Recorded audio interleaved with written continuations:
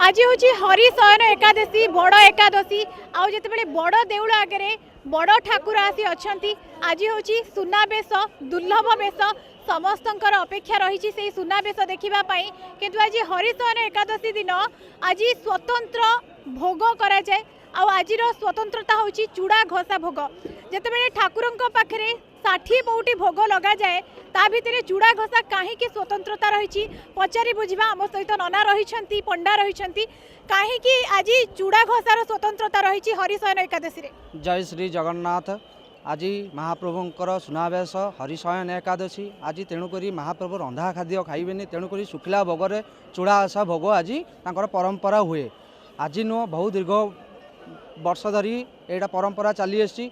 आज्ञा आम कुंडेईमंड साई पंडित मठरू मठ सेवा यहाँ मठ सेवारू आम आसू ये चूड़ा आशा हरिशयन एकादशी महाप्रभुंकर सेवा करने। एमती तो 60 पौटी भोग लगा जाए किंतु चूड़ा घसा एकादशी कहीं भगवान को भल लगे। आज स्वतंत्र एकादशी जो रथ उपर भगवान श्री जगन्नाथ सुभद्रा बड़ ठाकुर सुनावेश आज रथ उपर शुक्ला भोग ही प्राप्त करेंगे कहीं एकादशी आज अन्य निषेध आज्ञा देउल भीतर था महाप्रभु ताले रथ उपर अच्छे आज शुक्ला चूड़ा घसा आज्ञा प्राप्त करेंगे जगन्नाथ। केबेठु ए सेवा जारी रखिछन्ती आपण?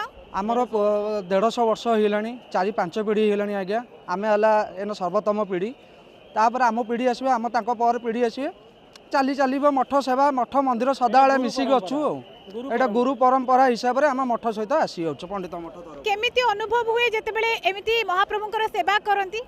अनुभव बहुत बढ़िया हुए। पूजा पंडा साम तो आमर भोग टेकती 3 बाड़े भोग टेकती पूजा पंडा साम तो आमको बहुत खुशी लगे। आम यहाँ निजे तैयारी करके आनीचु नड़िया चूड़ा गुड़ घी विभिन्न प्रकार मसला पकईक आम यहाँ निजे प्रस्तुत करके आनीचु।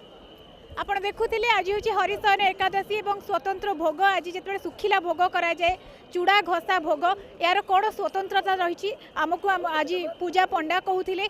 कैमरा पर्सन प्रदीप सहित मधुस्मिता कलिंग टीवी।